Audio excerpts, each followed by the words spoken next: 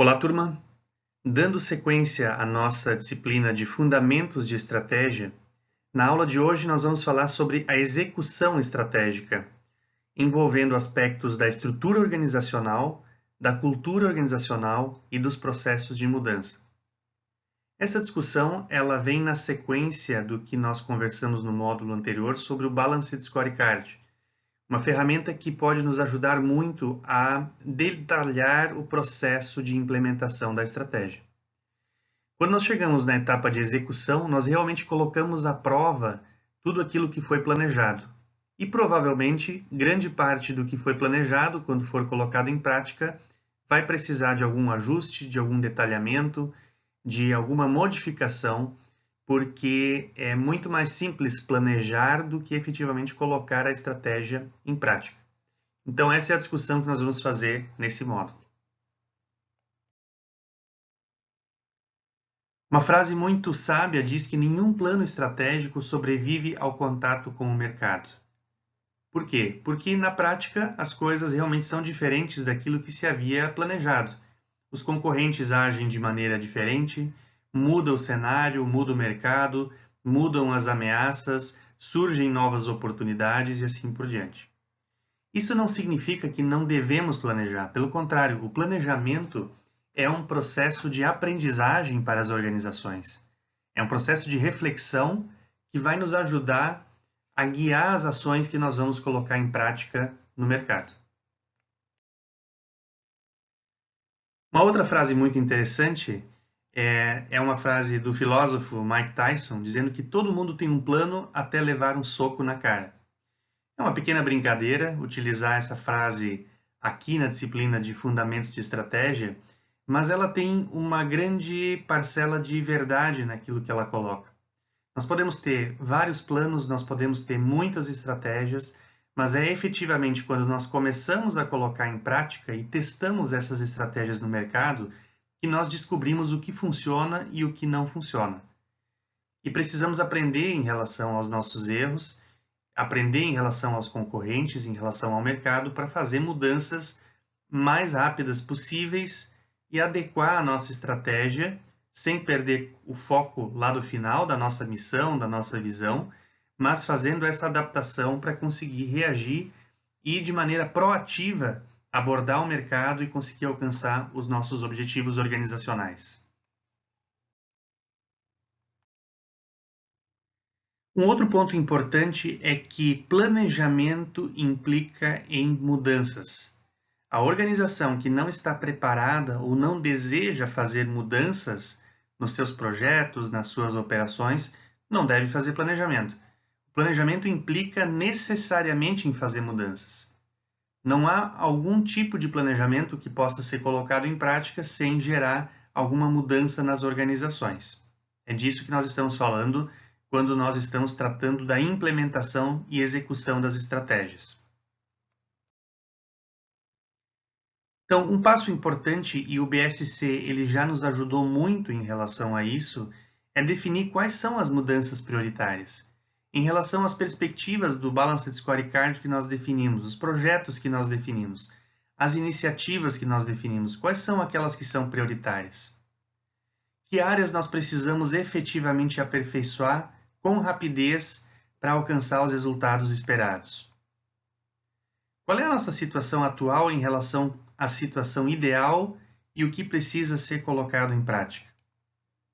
Quais são as ações? Então, essas perguntas colocadas nesse slide, elas nos ajudam, inclusive, a retomar o BSC e pensar se aquelas iniciativas que nós colocamos como projetos que devem ser executados realmente são as mudanças prioritárias para a organização nesse momento e para alcançar os objetivos que ela se propõe. Um ponto de grande importância que não pode ser negligenciado durante a etapa de implementação da estratégia é a cultura da organização. Quando nós falamos de cultura, nós estamos falando aqui dos símbolos que podem ser observados nas organizações. As cerimônias que ela realiza, as histórias que são contadas, os comportamentos das pessoas, até mesmo a vestimenta, os trajes e as estruturas físicas, isso fala muito sobre a cultura de uma organização. Uma organização em que as pessoas passam o tempo todo dentro da sua sala, operando na sua sala, no seu computador, sem interagir umas com as outras, ela tem uma cultura muito diferente de uma organização aberta, em que as pessoas convivem no mesmo ambiente, trocam informações e trocam conhecimentos. Isso não significa que uma estrutura física é melhor do que a outra. Ela precisa sim ser adequada para os objetivos da organização.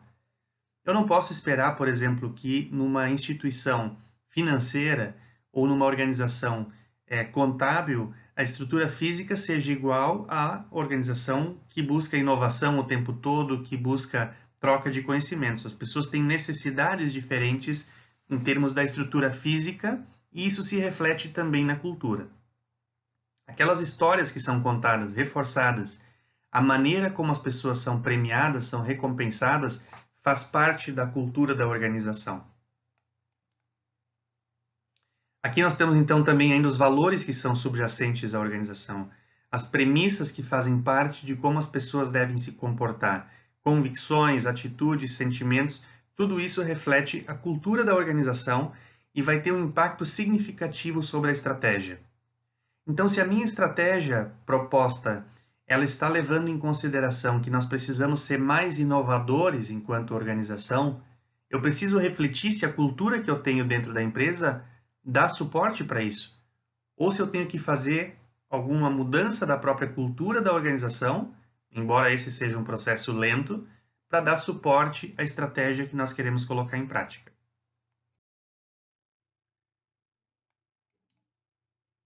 Então, como já foi falado, a cultura ela tem uma grande influência nas organizações, interferindo na maneira como são tomadas as decisões.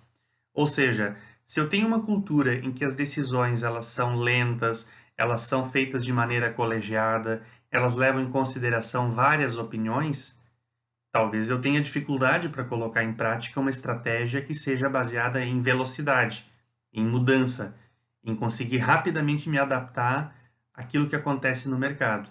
Ou seja, a minha cultura pode não estar preparada para colocar em prática uma estratégia baseada em rapidez de reação. Então, isso precisa ser considerado. A estratégia ela só vai conseguir ser operacionalizada se a cultura de fato der apoio para isso. E ela tiver realmente os valores que podem ajudar a empresa a se adaptar às mudanças ambientais. Então, essa é a análise que precisa ser feita. Aquilo que eu enxergo como a cultura da empresa é aderente com o mercado em que essa empresa opera? É aderente com aquilo que os concorrentes fazem e com a estratégia que nós estamos procurando adotar? Essas são algumas questões que devem ser consideradas nesse momento. Um aspecto que para mim sempre é muito importante quando eu estou analisando a cultura da organização é de que maneira a organização recompensa e dá incentivos para os seus colaboradores. Quais são as maneiras? Eu recompenso as pessoas por seguirem os padrões que são determinados? Ou eu recompenso as pessoas por serem inovadoras, por correrem riscos, por fazerem tentativas que podem levar a organização a inovar, a chegar a um novo patamar? Quais são as atitudes que de fato são valorizadas e encorajadas? O que eu espero das pessoas? O que é visto como positivo e negativo dentro da organização? Aquelas pessoas que tomam riscos, assumem riscos, que são ousadas, que buscam inovar, elas são vistas como positivas? Essas atitudes são vistas como positivas ou como negativas? Como é que as lideranças reconhecem e premiam as pessoas? As pessoas são premiadas com base em quais critérios? De novo, aqui não existe o certo ou o errado, aqui existe aquilo que é alinhado com as estratégias da empresa e com aquilo que a empresa busca alcançar. Numa organização que presta serviços de saúde, por exemplo, as pessoas são recompensadas por seguirem literalmente os protocolos estabelecidos. Pelo menos aquelas pessoas que estão na linha de frente, que estão no atendimento aos pacientes. Eu não posso esperar a inovação dessas pessoas, pelo menos não no que se refere ao atendimento aos pacientes. Agora, numa organização que ela depende de lançar novos produtos todos os anos, que precisa encontrar novos serviços que atendam às necessidades dos clientes, a recompensa e aquilo que é visto como positivo pode estar e deveria estar conectado com as pessoas inovando, com as pessoas fazendo propostas diferentes de valor. Então, essa é a análise importante nesse momento. Outras questões que podem ser utilizadas para avaliar a cultura da organização. O ambiente interno estimula as pessoas a colaborarem ou a competirem? Quais são os símbolos que são utilizados? Tanto em termos de espaço físico, em termos de vestimenta, em termos de reconhecimento que as pessoas recebem. E, por fim, essa cultura é coerente com o mercado em que a empresa atua? São pontos importantes que devem ser avaliados nessa etapa da implementação da estratégia. Bem, eventualmente eu posso chegar à conclusão, como gestor, que precisa acontecer uma mudança na cultura. E nós sabemos que esse não é um processo fácil, porque a cultura é justamente algo que está sedimentado na organização. É alguma coisa que levou muito tempo para ser construída e ela não muda com facilidade. Pelo menos é muito difícil mudar com as mesmas pessoas que fazem parte da organização. Em alguns momentos é preciso, inclusive, modificar lideranças para conseguir fazer uma mudança na cultura. Além disso, a mudança na cultura ela só vai acontecer se houver um apoio da alta direção, um apoio contínuo, persistente, ativo. A alta direção é que precisa dar a linha de frente, que precisa indicar qual é o caminho que a organização quer seguir em termos de uma mudança cultural. E tem que dar suporte para isso. Então, nós estamos falando de mudar a forma de pensar, de agir das pessoas, leva tempo. Né? À medida que o ambiente externo muda, as pessoas podem se dar conta que é preciso que a cultura também se modifique, ou a organização vai ficar pelo meio do caminho. Quanto mais forte for uma cultura, quanto mais enraizada for uma cultura, mais difícil vai ser com que se possa promover uma mudança. Especialmente aquilo que deu certo por muito tempo, talvez seja difícil de modificar. São muitas as empresas que ficaram conhecidas porque elas tinham uma cultura corporativa muito forte e que acabaram sucumbindo porque elas não conseguiram promover as mudanças necessárias na cultura a partir de mudanças que aconteceram no mercado e na concorrência. Então, avaliem na empresa caso que vocês estão estudando, a cultura dá esse suporte para a estratégia organizacional? Tem alguma mudança na cultura que parece ser necessária para que de fato seja possível se adaptar ao novo cenário? Depois, um segundo elemento, além da cultura, é a estrutura organizacional. Quando falamos de estrutura, nós estamos falando aqui pelos modos em que as atividades, as tarefas e responsabilidades são alocadas às pessoas, a maneira como os indivíduos são agrupados em escritórios, departamentos, divisões, funções. Aqui nós estamos então tratando de quem tem que se reportar para quem, qual é o número de níveis hierárquicos que nós temos, como é que a empresa está organizada. Pode ser graficamente, então, representada pelo organograma. Portanto, o ponto central aqui também é analisar, assim como fizemos com a cultura, a estrutura da organização. Ela está preparada para executar a estratégia da organização?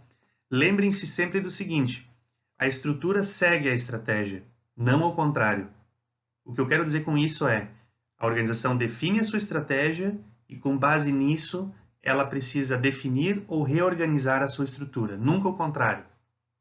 Eu não posso determinar uma estratégia a partir da estrutura que eu tenho. Isso seria muito limitado e me deixaria numa posição muito frágil no mercado. Também algumas perguntas que podem ser feitas por vocês para avaliar a estrutura da organização. Essa estrutura é compatível com o perfil de empresa e com a estratégia empresarial que foi determinada? Ou será que nós temos muitos níveis hierárquicos, ou temos poucos níveis hierárquicos? Ou temos poucos departamentos para dar conta da estratégia da empresa? Se eu quero uma estratégia baseada em inovação, em criação de novos produtos e serviços, talvez eu precise de um departamento responsável por pesquisa e desenvolvimento. No nível empresarial, a estrutura é compatível com os resultados das unidades de negócio da empresa. Então, se eu tenho uma empresa com várias unidades de negócio, eu tenho uma empresa que ela tem unidade de negócio A, B e C. A estrutura da empresa, em termos de departamentos de apoio, é adequada? Eu tenho um departamento de pessoas, um departamento de finanças, um departamento de marketing, um departamento de contabilidade. Isso é suficiente para dar suporte às estratégias das unidades de negócio que foram definidas? E também, como já falado anteriormente, se nós temos muita hierarquia ou se nós precisamos, de fato, achatar um pouco a organização. Um processo que aconteceu com muita ênfase durante a década de 90 foi o downsizing, no sentido de reduzir a estrutura das organizações, diminuir a quantidade de níveis hierárquicos para tornar a organização mais ágil, melhorar a comunicação, incentivar as pessoas a se conectarem com outros níveis dentro da organização e reduzir a burocracia. Então, essa é uma análise que deve ser feita em relação à estrutura organizacional. Nós podemos perguntar ainda se a forma como os integrantes da equipe e das funções dos departamentos estão agrupados realmente ajuda a alcançar os objetivos centrais da organização. O processo decisório, ele realmente é eficiente? Nós queremos ser uma organização ágil, mas o nosso processo decisório toma muito tempo. Como é que nós podemos tornar a estrutura do processo decisório mais ágil, mais eficiente? A forma como nós recompensamos as pessoas, a maneira como nós avaliamos e mensuramos os resultados, são coerentes com os objetivos estratégicos que nós temos? Cada uma dessas perguntas precisa ser respondida para dar suporte à decisão de qual a estrutura organizacional mais adequada para a estratégia que nós temos ou queremos implementar. Bom, então precisa ficar muito claro que a estrutura ela tem impacto para a estratégia e quando a gente faz uma mudança na estratégia, quando a gente cria novas estratégias, nós precisamos fazer também mudanças na estrutura. Eventualmente mudar a forma como o trabalho é dividido, como as decisões são tomadas, mudar as responsabilidades das pessoas e facilitar, inclusive, os relacionamentos entre setores para que a estratégia seja colocada em prática.